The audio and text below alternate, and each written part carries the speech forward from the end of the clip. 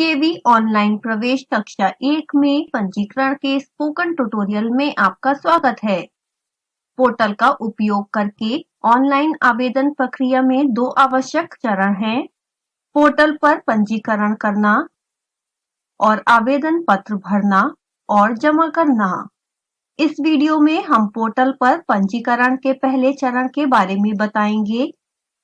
यहाँ मैंने KV online admission portal web page खोला है। कृपया ध्यान दें, यह पोर्टल विशेष रूप से पूरे भारत में केंद्रीय विद्यालयों में कक्षा 1 में प्रवेश के लिए आवेदन करने के लिए है। पेज के शीर्ष पर हमारे पास home, help desk, FAQs, register, login links हैं।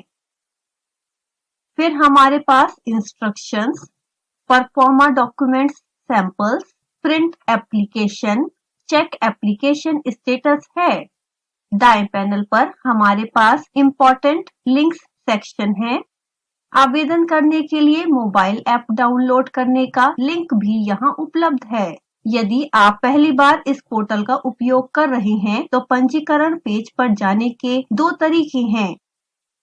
आप पेज के निचले भाग पर स्थित न्यू रजिस्ट्रेशन बटन पर क्लिक कर सकते हैं या पेज के ऊपरी दाएं कोने में रजिस्टर लिंक पर क्लिक करें। पेज को नीचे स्क्रॉल करें। पेज के नीचे न्यू रजिस्ट्रेशन बटन पर क्लिक करते हैं।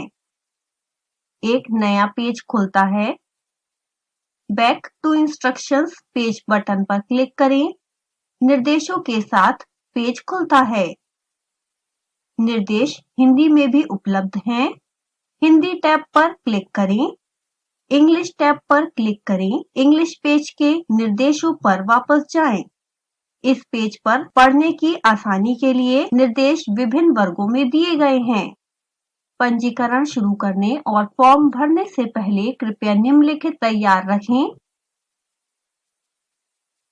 कृपया पंजीकरण के लिए आगे बढ़ने से पहले सभी सेक्शंस पर जाएं। कृपया फॉर्म भरते समय इन सेक्शंस में दिए गए विशिष्ट निर्देशों को संदर्भित करें। सभी निर्देशों को पढ़ने के बाद पेज को नीचे स्क्रॉल करें।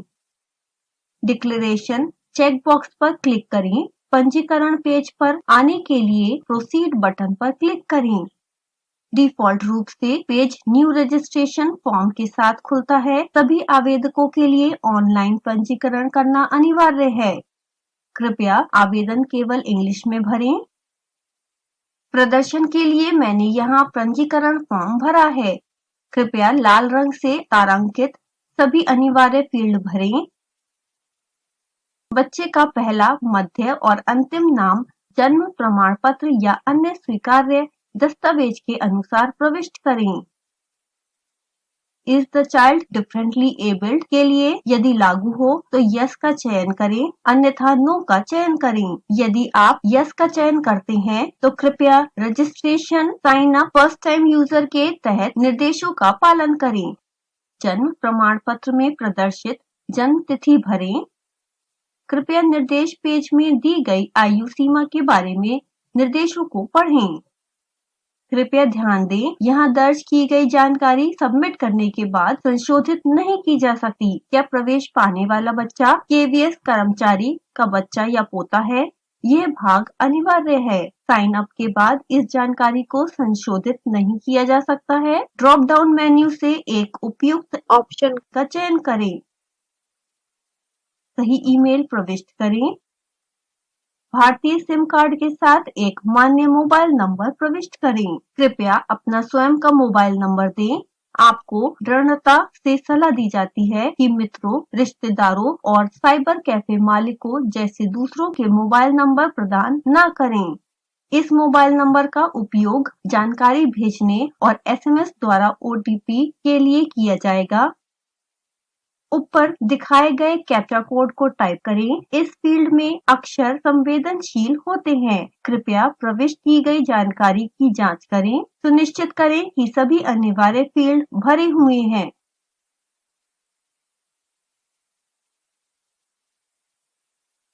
कृपया ध्यान दें, पंजीकरण के दौरान उपरोक्त फील्ड में प्रविष्ट की गई जानकारी को प्रवेश आवेदन पत्र में पहले से भरा हुआ दिखाया जाएगा। प्रवेश आवेदन पत्र भरते समय इस जानकारी को संशोधित नहीं किया जा सकता है, इसलिए माता पिता को सलाह दी जाती है कि वे इन सूचनाओं को सावधानी पूर्वक प्रविष्ट करें। यदि फॉर्म को फिर से भरना चाहते हैं तो एक रीसेट बटन भी है। कृपया सुनिश्चित करें कि आपका पंजीकृत मोबाइल नंबर ठीक से काम कर रहा है ताकि उसमें SMS द्वारा भेजा जाने वाला OTP प्राप्त हो सके। रजिस्टर बटन पर क्लिक करें। OTP पेज खोलने की पुष्टि करें। आपको एक OTP नंबर वाला SMS मिलेगा। ये OTP केवल 15 मिनट के लिए मान्य है। एक बार जब आपके पास OTP नंबर तैयार हो जाएगा तो इस पेज पर सही OTP नंबर प्रविष्ट करें। कैप्चा कोड टाइप करें। रजिस्टर बटन पर क्लिक करके 1 मिनट बाद रीसेंड OTP बटन सक्षम हो जाएगा।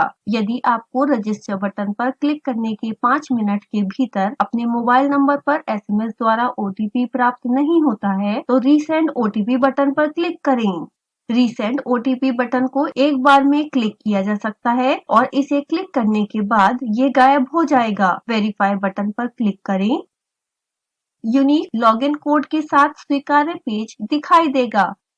कृपया लॉगिन कोड को सावधानी पूर्वक सेव करें और इसे दूसरों के साथ साझा न करें। इस लॉगिन कोड की जरूरत प्रवेश आवेदन पोर्टल में प्रवेश करने और अपना प्रवेश आवेदन पत्र जमा करने के लिए है।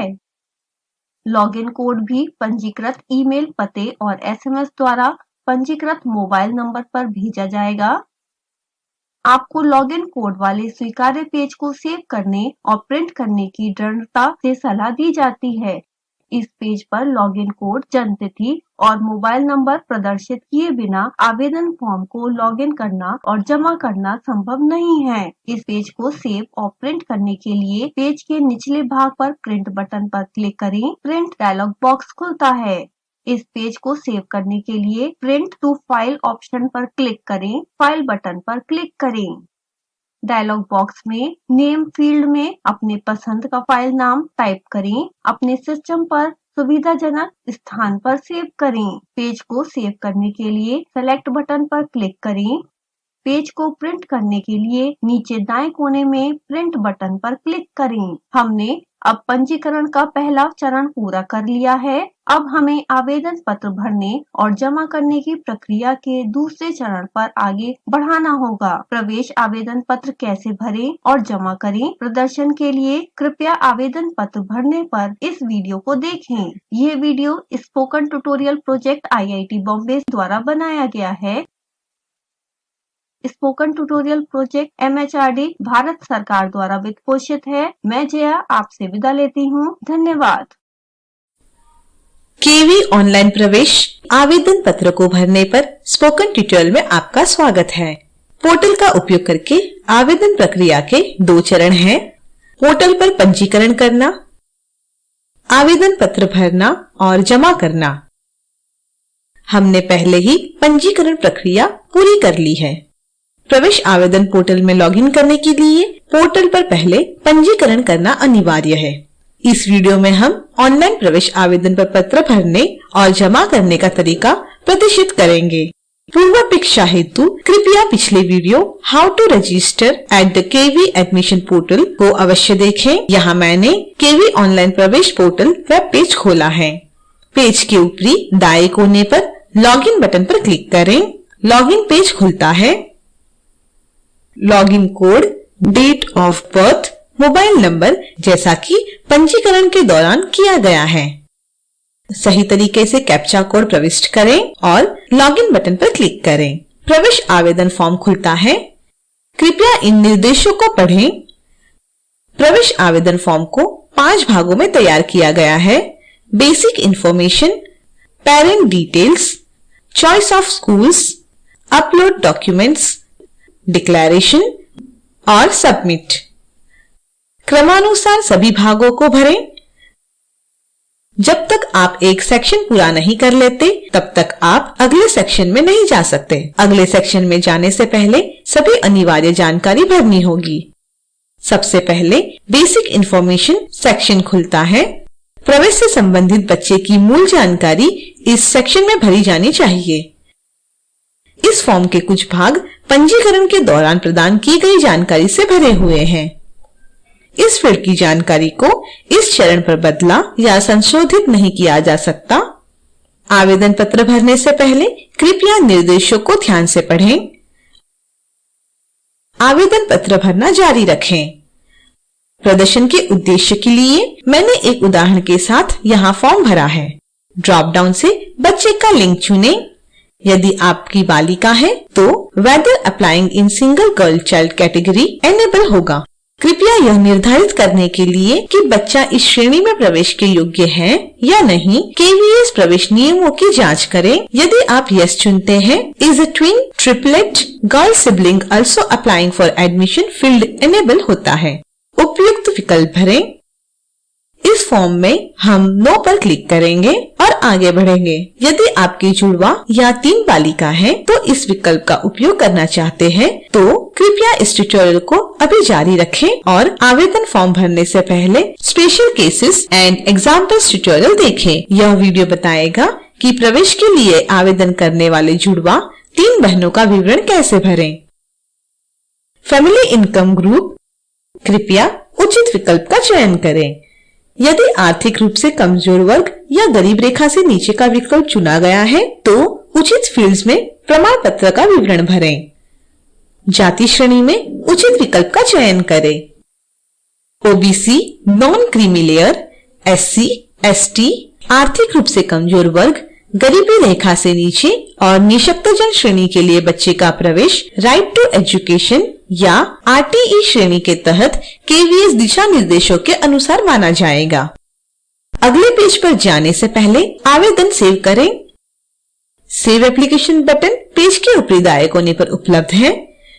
यह आपको आंशिक रूप से भरे हुए आवेदन पत्र को सेव करने में मदद करेगा। सेव एप्लीकेशन बटन पर क्लिक करें। एक मैसेज प्रदर्शित होता है। ओके पर क्लिक करें। कृपया ध्यान दें कि फॉर्म केवल आपके लिए बाद के सत्र में भरना जारी रखने के लिए सेव हुआ है। फॉर्म अभी तक KVS को जमा नहीं किया गया है। पेज के नीचे नेक्स्ट बटन पर क्लिक करें।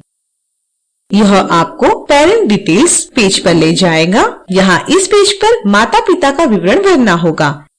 कृपया सांकेतिक फील्ड्स में माता पिता का उचित विवरण भरें। कम से कम एक अभिभावक का विवरण अनिवार्य है। प्रदर्शन के लिए मैंने एक उदाहरण के साथ फॉर्म भरा है। यदि आप चाहते हैं कि माता का पता पिता या इसके विपरीत के लिए उपयोग किया जाए तो आप उपयुक्त बटन पर क्लिक करके कर सकते। यदि कोई अभिभावक कार्यरत नहीं है तो आप संबंधित फील्ड्स को यहाँ खाली छोड़ सकते हैं। आवेदन फॉर्म सेव करें। नेक्स्ट बटन पर क्लिक करें। चॉइस ऑफ स्कूल्स सेक्शन खुलता है। इस सेक्शन में उनके बीच बिना किसी वरीयता के 3 अलग अलग केंद्रीय विद्यालय के लिए विवरण भरने का विकल्प है। यदि आप 3 स्कूल में कम से कम आवेदन करना चाहते हैं तो आप अपने अनुसार स्कूल पसंद करने के लिए एक या अधिक टैब छोड़ सकते हैं। हालांकि कम से कम एक स्कूल चुना जाना चाहिए। ड्रॉप डाउन मेनू में से स्कूल का राज्य चुनें। ड्रॉप डाउन मेनू से स्कूल का चयन करें। चयनित राज्य के सभी KV स्कूल ड्रॉप डाउन में सूचीबद्ध है। इस स्थिति में मैं KV भांडुप चुनूंगी। इस स्कूल को डिफेंस श्रेणी के स्कूल के रूप में वर्गीकृत किया गया है। इस स्कूल में रक्षा कर्मचारियों के बच्चों को सर्वोच्च प्राथमिकता मिलती है। इस विशिष्ट उदाहरण में हम यह मान रहे हैं कि बच्चे की माँ एक रक्षा कर्मचारी है। चयनित स्कूल का नाम विद्यालया 1 टैब पर दिखाई देता है। चयनित स्कूल के बारे में जानकारी स्वचालित रूप से प्रदर्शित की जाएगी। निवास से विद्यालय की दूरी। यह विकल्प केवल उस स्थिति में सक्षम है जहां आवेदन RTE श्रेणी के तहत मान्य है। चूंकि यह एक शहरी स्कूल है जो 5 किलोमीटर से कम या उसके बराबर है, वह RTE के तहत प्रवेश के लिए मान्य होगा। 5 किलोमीटर से अधिक दूरी वाले RTE के तहत प्रवेश के लिए मान्य नहीं होंगे। आगे बढ़ने से पहले कृपया सेवा श्रेणी के बारे में इन निर्देशों को पढ़ें। यहाँ क्वेरी है, do you need help in filling service priority category? यह सुविधा आपको सर्वश्रेष्ठ सेवा प्राथमिकता श्रेणी तय करने में मदद करने के लिए प्रदान की गई है। यदि आप उस सेवा प्राथमिकता श्रेणी के बारे में सुनिश्चित हैं जिसे आप लागू करना चाहते हैं, तो आप नो चुन सकते हैं। इस मामले में नीचे दिए गए ड्रॉप डाउन से सेवा प्राथमिकता श्रेणी चुन सकते हैं, जैसा कि यहाँ दिखाया गया है। गलत सेवा प्राथमिकता श्रेणी में प्रवेश करने से स्कूल में बच्चे के प्रवेश की संभावना प्रभावित हो सकती है। सेवा प्राथमिकता श्रेणी भरने में मदद के बारे में अधिक जानकारी के लिए कृपया special cases and examples tutorial देखें। अधिक स्पष्टता के लिए निर्देश देखें। उन माता पिता दादा दादी श्रेणी का चयन करें जिनकी सेवा प्राथमिकता श्रेणी और स्थानांतरण का प्रवेश के लिए विचार किया जाना आवश्यक है। मैं माँ को चुनूंगी। कृपया चुने जो भी आपके लिए लागू है। Whether selected parent has been transferred in last 7 years as on date। यदि आप यस चुनते हैं तो तालिका में स्थानांतरण विवरण भरें। मैं नो चुनूंगी। आवेदन सेव करें। यदि आप द्वितीय स्कूल में आवेदन करना चाहते हैं तो विद्यालय 2 टैब पर क्लिक करें। इस स्कूल के लिए एक नया पेज खुलता है। यहाँ मैं KVONGC पनवेल स्कूल चुनूंगी। यह प्रोजेक्ट स्कूल के रूप में वर्गीकृत है। ONGC पनवेल के कर्मचारियों के बच्चों या पोते पोतियों के लिए इस स्कूल में प्रवेश की सर्वोच्च प्राथमिकता दी जाएगी। इस विशिष्ट उदाहरण में हम बच्चे के माता पिता को ONGC पनवेल का कर्मचारी मान लेंगे।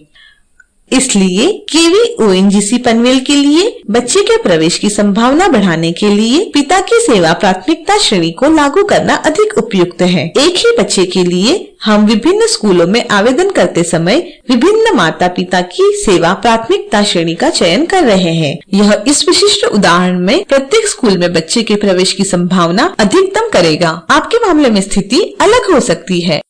प्रत्येक स्कूल में बच्चे के प्रवेश के अवसर को अधिकतम करने के लिए आपको ध्यान से माता पिता या दादा दादी के विकल्प का चयन करना चाहिए। यदि आप तीसरे और अंतिम स्कूल के लिए फॉर्म भरना जारी रखना चाहते हैं तो सिलेक्ट केंद्रीय विद्यालय 3 टैब पर क्लिक करें। यहाँ मैंने KVIIT पवई चुना है। इस स्कूल को इंस्टीट्यूट ऑफ हायर लर्निंग श्रेणी के अंतर्गत वर्गीकृत किया गया है। इस स्कूल में प्रवेश के लिए सर्वोच्च प्राथमिकता प्रायोजक संस्थानों IIT बॉम्बे, समीर और नीति के कर्मचारियों के बच्चों को या पोते पोतियों को दी जाएगी। यहाँ मैंने बच्चे के दादा को IIT बॉम्बे का सेवानिवृत्त कर्मचारी माना है। जैसे कि पहले बताया गया है, इस स्कूल में बच्चे के प्रवेश की संभावना बढ़ाने के लिए मैं दादा दादी की सेवा श्रेणी लागू कर रही हूँ। यहाँ दिखाए गए अनुसार सभी अनिवार्य फील्ड को भरें। एक बार जब आप स्कूलों का चयन भर लेंगे, सेव एप्लीकेशन बटन पर क्लिक करें। नेक्स्ट बटन पर क्लिक करें। अपलोड डॉक्यूमेंट्स सेक्शन खुलता है। कृपया इस सेक्शन को भरने से पहले निर्देशों को पढ़ें। बच्चे के जन्म तारीख का प्रमाण पत्र और बच्चे की पासपोर्ट आकार की फोटो, इन 2 दस्तावेजों को अपलोड करने की आवश्यकता है। इन दस्तावेजों के लिए केवल JPEG या PDF फाइल प्रारूप अपलोड किए जा सकते हैं। प्रत्येक फाइल साइज अधिकतम 256 KB हो सकती है। अपने सिस्टम पर निर्धारित प्रारूप में दस्तावेजों को तैयार रखें। ब्राउज बटन पर क्लिक करें। फाइल डायलॉग बॉक्स खुलता है। फाइल के स्थान पर जाएं और फाइल चुनें। ओपन बटन पर क्लिक करें। स्क्रीन के दाईं ओर मौजूद अपलोड बटन पर क्लिक करें। इस प्रकार निर्धारित प्रारूप में बच्चे का पासपोर्ट आकार का फोटो अपलोड करें। पेज नीचे स्क्रॉल करें। प्रवेश के समय स्कूल में जमा किए जाने वाली दस्तावेज यहाँ सूचीबद्ध हैं। ध्यान दें कि आपको प्रत्येक स्कूल में दस्तावेजों के विभिन्न सेट जमा करने पड़ सकते हैं। पेज को सेव करें और नेक्स्ट बटन पर क्लिक करें। डिक्लेरेशन एंड सबमिट पेज खुलता है। नीचे स्क्रॉल करें और सभी घोषणाओं को ध्यान से पढ़ें और सुनिश्चित करें कि आप उन सभी से सहमत हैं। यहाँ दी गई एक झूठी घोषणा जटिलताओं या प्रवेश से इनकार करने का कारण हो सकती है। पेज के निचले भाग में मौजूद डिक्लेरेशन चेकबॉक्स को चेक करें। यहाँ पेज के नीचे 3 बटन्स हैं, सेव टू प्रीव्यू, प्रीव्यू और submit application. Save to preview button enable है, इस पर क्लिक करें। प्रीव्यू बटन एनेबल है, इस पर क्लिक करें। आपके द्वारा भरा गया आवेदन एक नए टैब में खुलता है। यदि आप इस एप्लीकेशन को प्रिंट करना चाहते हैं तो मेन्यू बार में फाइल मेनू पर क्लिक करें, प्रिंट ऑप्शन चुनें। भरे हुए आवेदन फॉर्म को ध्यान से जांचें। यदि आपको कोई ऐसी चीज दिखाई देती है जो गलत भरी गई है तो कृपया फॉर्म में उपयुक्त सेक्शन पर वापस जाएं और जानकारी को सही करें। आवेदन फॉर्म को जमा करने के बाद आप फॉर्म में किसी भी जानकारी को संपादित नहीं कर पाएंगे। ऑनलाइन आवेदन पेज पर वापस जाने के लिए माई एप्लीकेशन टैब पर क्लिक करें। सबमिट एप्लीकेशन बटन पर क्लिक करें। दो बटन्स नो थैंक्स और यस सबमिट के साथ एक पॉपअप बॉक्स खुलता है। यदि आपको अभी भी संदेह है और आवेदन को देखना चाहते हैं तो नो थैंक्स बटन पर क्लिक करें। यदि आप आगे बढ़ना चाहते हैं तो यस सबमिट बटन पर क्लिक करें। वेरीफाई सबमिशन ओटीपी पेज खुलता है। पंजीकरण के समय आपके द्वारा प्रदान किए गए मोबाइल नंबर पर एक ओटीपी भेजा जाएगा। यहाँ ओटीपी प्रविष्ट करें। वेरीफाई ओटीपी बटन पर क्लिक करें। सहमति पेज खुलता है। एप्लीकेशन सबमिशन कोड यहाँ दिया गया है। इस पेज को सेव और प्रिंट करें। यह प्रवेश के लिए ऑनलाइन आवेदन की प्रक्रिया पूरी करता है। आवेदन पत्र की स्थिति की जांच करने के लिए पेज के ऊपरी दाएं कोने पर चेक एप्लीकेशन स्टेटस बटन पर क्लिक करें। एप्लीकेशन स्टेटस यहाँ प्रदर्शित है। अब हमने ऑनलाइन प्रवेश आवेदन फॉर्म भरने और जमा करने की प्रक्रिया पूरी कर ली है। यह video spoken tutorial project IIT Bombay से ज्योति सोलंकी के द्वारा रिकॉर्डिंग किया गया है। Spoken tutorial project MHRD Bharat सरकार द्वारा वित्त पोषित है। हमसे जुड़ने के लिए धन्यवाद। केवी ऑनलाइन एडमिशन सत्र विशेष स्थितियों और उदाहरणों के इस स्पोकन ट्यूटोरियल में आपका स्वागत है। इस ट्यूटोरियल में निम्न विशेष स्थितियों में आवेदन फॉर्म को कैसे भरना है इसको दिखाया जाएगा। वे आवेदन जो सिंगल गर्ल चाइल्ड श्रेणी में जुड़वा, ट्रिपलेट या सहोदर जुड़वा बच्चों के लिए किए जा रहे हैं। सेवा श्रेणी की प्राथमिकता के चयन में सहायता। पूर्ण रूप से भरे गए आवेदन फॉर्म का रद्दीकरण। आपसे अपेक्षा की जाती है कि आप केवी एडमिशन पोर्टल पर पहले से उपलब्ध रजिस्ट्रेशन और आवेदन पत्रों को भरना विषय का वीडियो अवश्य देख लें। अब मैं सिंगल गर्ल चाइल्ड श्रेणी के अंतर्गत विशेष स्थिति जैसे कि जुड़वा, ट्रिपलेट और सहोदर जुड़वा के आवेदन को कैसे भरना है दिखाती हूँ। सिंगल गर्ल चाइल्ड योजना की शर्तों के लिए KVS की प्रवेश मार्गदर्शिका का अवलोकन अवश्य करें। ऑनलाइन आवेदन में सभी जुड़वा, ट्रिपलेट और सहोदर जुड़वा बच्चे का अलग अलग पंजीयन करना, पूर्ण आवेदन पत्र भरकर उसे सबमिट करना आवश्यक है। उदाहरण हेतु केवी ऑनलाइन एडमिशन पोर्टल में मैंने दोनों जुड़वा बहनों का पंजीयन किया है। यहाँ पर मैंने पहले से केवी ऑनलाइन एडमिशन पोर्टल पर भरा गया एक जुड़वा बहन का आवेदन फॉर्म खोल रही हूँ। मूलभूत जानकारी वाले सेक्शन में जब whether applying in single girl child category पूछा जाए तब यस का चयन करें। Is a twin, triplet, girl sibling also applying for admission का बटन दिखाई देगा, तब यस का चयन करें। जुड़वा ट्रिपलेट को लिंक कैसे करेगा, एक पॉपअप बॉक्स दिखाई देगा। इसमें लिंकिंग कोड को कैसे जनरेट किया जाएगा की जानकारी प्राप्त होगी। जानकारी को सावधानी पूर्वक पढ़कर क्लोज बटन को दबाएं, जिससे पॉपअप बॉक्स बंद हो जाएगा। Generate a linking code button को क्लिक करें। पॉपअप बॉक्स में एक कोड दिखाई देगा। इस कोड को सावधानी पूर्वक लिख लें या प्रिंट स्क्रीन ऑप्शन से सेव कर ले। ओके बटन को क्लिक करें, जिससे पॉपअप बॉक्स बंद हो जाएगा। अब लिंकिंग कोड टेक्स्ट बॉक्स में लिंकिंग कोड दिखाई देगा। आवेदन फॉर्म को पूर्ण रूप से भरें। आवेदन फॉर्म को सबमिट करें। अब मैंने दूसरी जुड़वा बहन का आवेदन फॉर्म को खोला है। यहाँ जैसे बताया गया है उसी तरह फॉर्म को भरें। कृपया ध्यान दें, हमने पहली जुड़वा बहन की लिंकिंग कोड को जनरेट किया है, इसलिए पुनः कोड को जनरेट करने की आवश्यकता नहीं है। अब पहले से लिंकिंग कोड टेक्स्ट बॉक्स से प्राप्त लिंकिंग कोड को दर्ज करें। यह कोड पहली जुड़वा बहन के आवेदन फॉर्म को भरते समय जनरेट किया गया था। महत्वपूर्ण सूचना, कृपया यह पुनः अलग से लिंकिंग कोड को जनरेट न करें। सभी आवेदन फॉर्म एक दूसरे के साथ लिंक हो, इसलिए आवश्यक है कि एक लिंकिंग कोड का उपयोग किया जाए। अगर ट्रिपलेट की स्थिति है तो 3 आवेदन फॉर्म को लिंक किया जाना चाहिए। ऐसी स्थिति में पहली कन्या के समय लिंकिंग कोड को जनरेट किया जाए और उस लिंकिंग कोड का उपयोग अन्य 2 बहनों के फॉर्म को भरते समय किया जाए। अगर आपके लिए अलग-अलग बहनों के लिए अलग-अलग लिंकिंग कोड को जनरेट किया है तो उनके आवेदन सिंगल गर्ल चाइल्ड योजना के उद्देश्य के लिए लिंक नहीं होंगे। कृपया इस अनुदेश को सावधानीपूर्वक पढ़ें।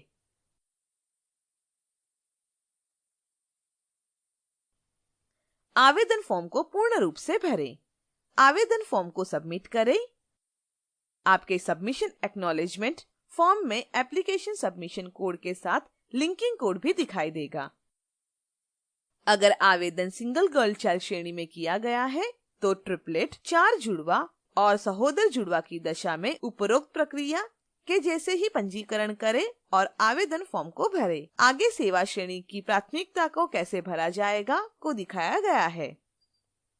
यहाँ मैंने ऑनलाइन एप्लीकेशन फॉर्म के चॉइस ऑफ स्कूल सेक्शन को खोला है। मैंने निम्नलिखित उदाहरणों के आवेदन फॉर्म के चॉइस ऑफ स्कूल सेक्शन को भरने के लिए किया है। विद्यालय 1 मैंने माता की सेवा प्राथमिकता का चयन किया है जो कि रक्षा क्षेत्र में कार्यरत है। विद्यालय 2 में मैंने पिता के सेवा की प्राथमिकता का चयन किया है जो ओएनजीसी प्रोजेक्ट क्षेत्र में कर्मचारी है। विद्यालय 3 सेवानिवृत्त दादाजी के सेवा प्राथमिकता का चयन किया है जो इंस्टीट्यूट ऑफ हायर लर्निंग के कर्मचारी थे। विद्यालय 1 के लिए जैसे कि माता रक्षा क्षेत्र में कार्यरत है, इसलिए मैंने उस विद्यालय का चयन किया जो डिफेंस कैटेगरी में सूचीबद्ध है। नीचे स्क्रॉल करें। श्रेणी की प्राथमिकता को भरने से पहले इन अनुदेशों को सावधानी पूर्वक पढ़ें। एक प्रश्न do you need help in filling service priority category पूछा जाएगा। उचित सेवा श्रेणी की प्राथमिकता का चयन कर सके इसलिए यह सुविधा उपलब्ध कराई गई है। अगर आप यस बटन पर क्लिक करते हैं तो निम्न डिस्क्लेमर को अच्छी तरह से समझ लेना चाहिए। हालांकि आवेदन पत्र की इस विशेषता में श्रेणियों की परिशुद्धता सुनिश्चित करने के लिए सभी प्रयास किए गए और सावधानी बरती गई है, लेकिन इसे कानून के वक्तव्य के रूप में या किसी कानूनी उद्देश्यों के लिए उपयोग नहीं किया जाना चाहिए। आवेदक को सलाह दी जाती है कि सेवा श्रेणी को अपने कार्यालय प्रमुख से जांच व सत्यापित करवा ले और ऑनलाइन एडमिशन पोर्टल में फॉर्म भरने से पहले ही सही प्रोफेशनल एडवाइस जरूर ले लें। Select employer of parent grand parent का चयन करें और तब सिलेक्ट एम्प्लॉयमेंट स्टेटस बटन खुल जाएगी। चूज एम्प्लॉयर पर क्लिक करें। यहाँ पर मैं माता के एम्प्लॉयर का चयन करूंगी। चूज एम्प्लॉयमेंट स्टेटस पर क्लिक करें। आपके संदर्भ में आपके पसंद का उचित विकल्प का चयन करें। संस्थान और एम्प्लॉयमेंट स्टेटस का चयन करने के पश्चात सर्विस प्रायोरिटी कैटेगरी और सब कैटेगरी अपने आप भर जाएगा। इस स्थिति में सेवा श्रेणी की प्राथमिकता उस एक विद्यालय के लिए रहेगी।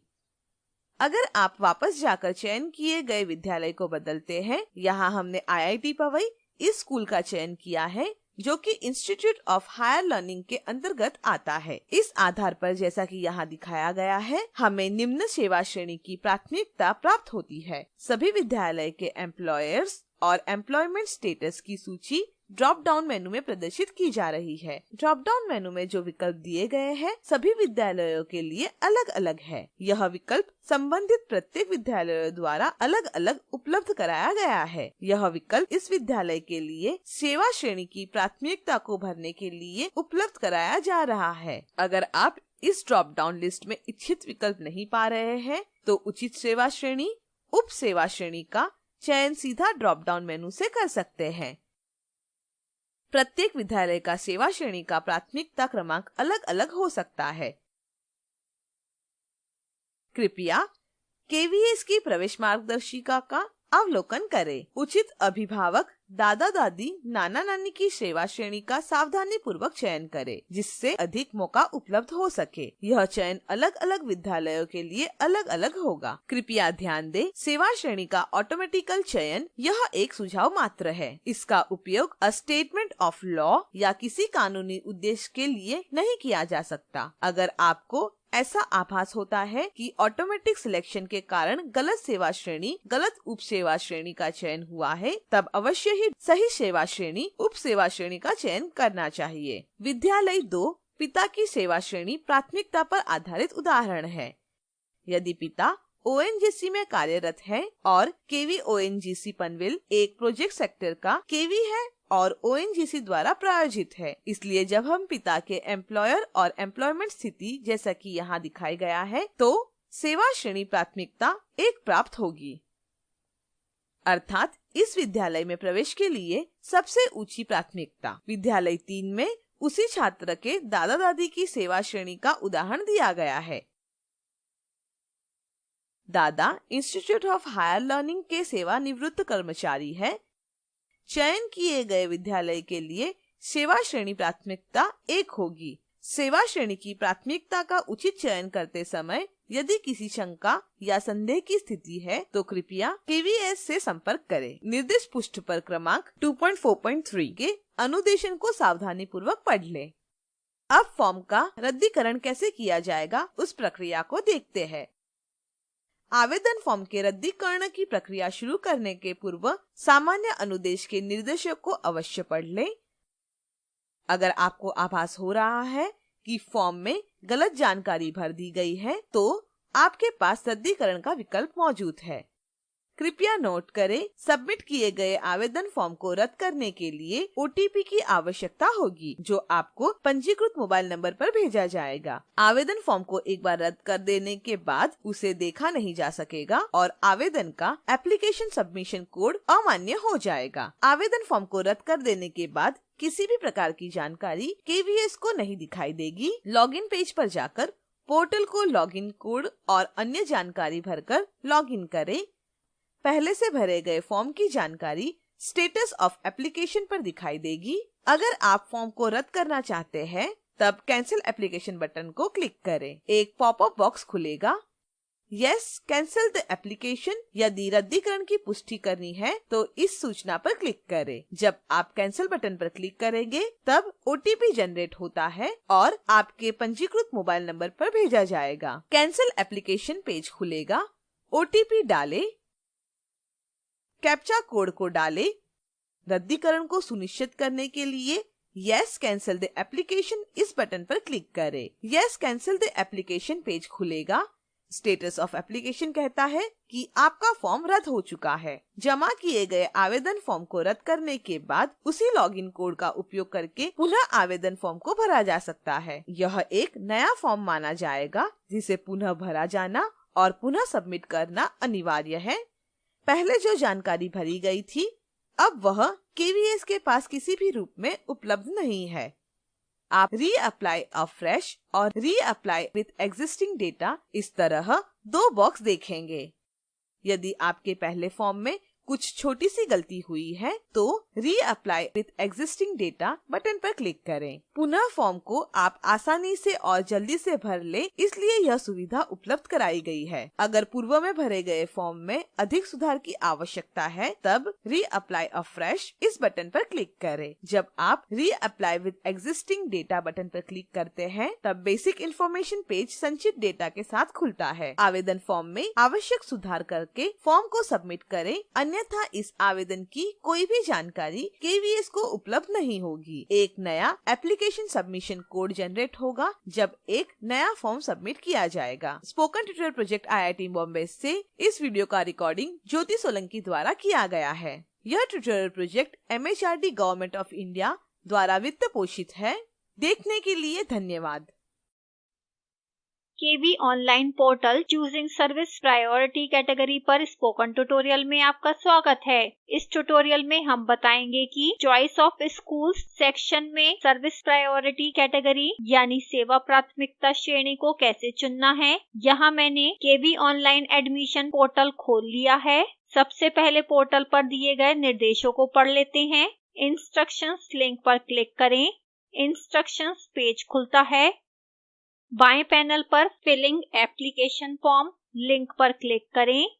पेज रिफ्रेश होता है। चॉइस ऑफ स्कूल्स सेक्शन पर क्लिक करें।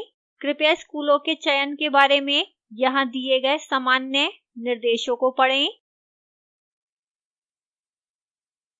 आप एक ही ऑनलाइन एप्लीकेशन फॉर्म से 3 अलग-अलग केंद्रीय विद्यालयों के लिए अप्लाई कर सकते हैं। पेज पर नीचे जाएं। क्या आपको सर्विस प्रायोरिटी कैटेगरी भरने के लिए मदद चाहिए? यह विकल्प चॉइस ऑफ स्कूल पेज में सर्विस प्रायोरिटी कैटेगरी भरते समय आता है। यह विकल्प आपको सबसे अच्छी सर्विस प्रायोरिटी कैटेगरी का निर्णय लेने में मदद करता है। डिस्क्लेमर को सावधानीपूर्वक पढ़ें। इस विकल्प में आप यस चुनकर प्रायोरिटी चुनने में मदद प्राप्त कर सकते हैं। उपरोक्त के लिए आप नो चुनकर अपने आप भी सर्विस प्रायोरिटी कैटेगरी भर के आगे बढ़ सकते हैं। प्रत्येक केवी के लिए सबसे अच्छी सर्विस प्रायोरिटी कैटेगरी निश्चित करने के लिए नीचे वाला सेक्शन पढ़ें। ध्यान दें, एक बच्चे का अलग अलग केंद्रीय विद्यालयों में आवेदन करते समय सर्विस प्रायोरिटी कैटेगरी भिन्न हो सकती है। यह अलग अलग विद्यालयों में पिता, माता, दादा दादी के लिए सर्विस के चयन पर आधारित होता है। सर्विस प्रायोरिटी कैटेगरी सेक्शन में नीचे जाएं। इस सेक्शन में केवीएस एडमिशन निर्देशों के आधार पर सर्विस प्रायोरिटी कैटेगरी दिया गया है। देश के सभी केवी 3 अलग अलग प्रकार के केंद्रीय विद्यालयों में से किसी एक में आते हैं। केंद्रीय विद्यालय अंडर सिविल और defence sector, Kendriya Vidyalaya under institutes of higher learning IHL, Kendriya Vidyalaya under public sector undertakings projects. ये उसी तरह भिन्न हैं जैसे कैटेगरी और सब कैटेगरी में कर्मचारियों के लिए प्राथमिकताएं सेट होती हैं। प्रत्येक विद्यालय की कुछ सर्विस प्रायोरिटी कैटेगरी होती हैं। प्रत्येक सेक्टर में ये संख्या भिन्न होती है। उदाहरण के लिए सिविल और डिफेंस सेक्टर में 5 सर्विस कैटेगरी हैं।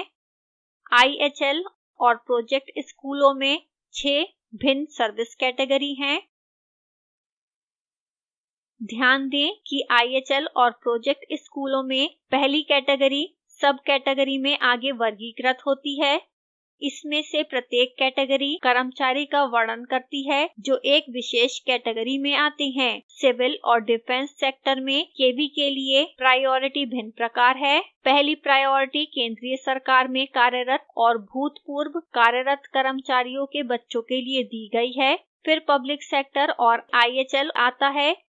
तीसरा प्रदेश सरकार के कर्मचारियों के लिए है। चौथा पब्लिक सेक्टर और IHL प्रदेश सरकार के कर्मचारियों के लिए है। इस विद्यालय के लिए आखिरी कैटेगरी उन सभी माता पिता के लिए है जो अभी तक किसी श्रेणी में नहीं आते हैं। इसलिए इसमें अन्य लोगों के अलावा वे माता पिता आते हैं जो स्वनियोजित, बेरोजगार, निजी क्षेत्र में कार्यरत हैं या स्वयं का व्यवसाय करते हैं। इसमें विदेशी नागरिकों के बच्चे भी शामिल हैं जो अपने काम के कारण या किसी व्यक्तिगत कारणों से भारत में रहते हैं। कर्मचारियों के पोते पोती इस श्रेणी के अंतर्गत आने वाले इन स्कूलों के लिए आवेदन करने के पात्र नहीं हैं। कृपया ध्यान दें, IHL और प्रोजेक्ट स्कूलों के लिए संबंधित विद्यालय के प्रायोजक संगठनों के कर्मचारियों के बच्चे और पोते पोती सर्विस प्रायोरिटी कैटेगरी के लाभ उठाने के लिए पात्र हैं। सेवा श्रेणियां प्रत्येक प्रकार के स्कूल के लिए विशिष्ट हैं। उदाहरण के लिए सिविल और डिफेंस स्कूल की श्रेणी 1, IHL और प्रोजेक्ट स्कूलों की श्रेणी 1 से अलग है। यहाँ कुछ उदाहरण हैं। रक्षा संगठनों और पूर्व सैनिकों में कर्मचारियों के बच्चों को सिविल और डिफेंस सेक्टर के स्कूलों के लिए सर्वोच्च प्राथमिकता दी जाती है। जब आप IHL और प्रोजेक्ट स्कूलों के लिए आवेदन कर रहे हैं तो कैटेगरी 2 के अंतर्गत यही आता है। IHL स्कूलों में संस्थान के कर्मचारियों के बच्चों और पोते पोती को सर्वोच्च प्राथमिकता मिलती है। इसी तरह प्रोजेक्ट स्कूलों में प्रोजेक्ट सेक्टर संगठन के कर्मचारियों के बच्चों और पोते पोती को सर्वोच्च प्राथमिकता मिलती है। सिविल और डिफेंस स्कूलों के लिए स्वनियोजित, निजी कंपनी के कर्मचारियों और व्यवसाय के अन्य बच्चे श्रेणी 5 के रूप में वर्गीकृत किए जाते हैं। वे IHL और प्रोजेक्ट स्कूल्स के लिए कैटेगरी 6 में वर्गीकृत किए जाते हैं। अन्य केसेस के लिए service priority category, special cases and examples video में विस्तार से समझाया गया है। यहाँ बच्चों के लिए सर्विस प्रायोरिटी कैटेगरी चुनने के लिए कुछ उदाहरण हैं, जैसे बच्चों के माता पिता जिनका स्वयं का व्यवसाय हो, स्वनियोजित हो, निजी कंपनी में कार्यरत हो या बेरोजगार हो। यहां भरे हुए फॉर्म का एक उदाहरण है। यहां प्रदर्शित उदाहरण में माता एक निजी कंपनी में कार्यरत है। पिता का अपना व्यवसाय है। स्कूलों के लिए निम्न विकल्प हैं: केवी पनवेल, केवी आईआईटी पोवई, केवी भांडुप। स्कूल का पहला विकल्प केवी पनवेल, यह स्कूल प्रोजेक्ट सेक्टर स्कूल की तरह वर्गीकृत किया गया है। हम विभिन्न स्कूलों में आवेदन करते समय अलग अलग माता पिता की सर्विस प्रायोरिटी कैटेगरी चुन सकते हैं, लेकिन इस केस में दोनों तरह के माता पिता के लिए सर्विस प्रायोरिटी कैटेगरी समान है। अन्य कैटेगरी के बच्चों के लिए यहां सर्विस प्रायोरिटी कैटेगरी 6 है। दूसरा स्कूल केवी आईआईटी पोवई है, जो IHL कैटेगरी स्कूल है। यहां भी सर्विस प्रायोरिटी कैटेगरी 6 है।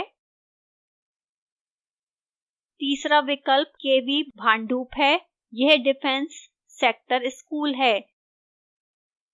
यहां सर्विस प्रायोरिटी कैटेगरी 5 होगी। ध्यान दें, यह तीनों केवी में सबसे कम प्रायोरिटी कैटेगरी हैं। यहां एक अन्य उदाहरण है। माता एक दर्जी या स्व नियोजित है। पिता बेरोजगार है। स्कूल पेज के चयन में केवी कोलीवाड़ा एक सिविल स्कूल है। इस स्कूल के लिए दोनों माता पिता के लिए सर्विस प्रायोरिटी कैटेगरी 5 है। अतः service priority category drop down में 5 चुना गया है। स्कूल का दूसरा विकल्प केवी कोलाबा 1 है, यह एक डिफेंस कैटेगरी स्कूल है। सर्विस प्रायोरिटी ड्रॉप डाउन में 5 सही चयन हैं। एडमिशन एप्लीकेशन फॉर्म में सर्विस प्रायोरिटी कैटेगरी भरने से पहले निर्देशों को ध्यान से पढ़ें। यदि आप एक गलत प्रायोरिटी चुनते हैं तो यह आपके बच्चे के केवी में प्रवेश की संभावनाओं को प्रभावित कर सकता है। एडमिशन एप्लीकेशन फॉर्म कैसे भरें, इस पर विवरण निम्नलिखित वीडियो में दिया गया है। Spoken tutorial project MHRD Bharat सरकार द्वारा वित्त पोषित है। Spoken tutorial project IIT Bombay से मैं जया आपसे विदा लेती हूं। वीडियो देखने के लिए धन्यवाद।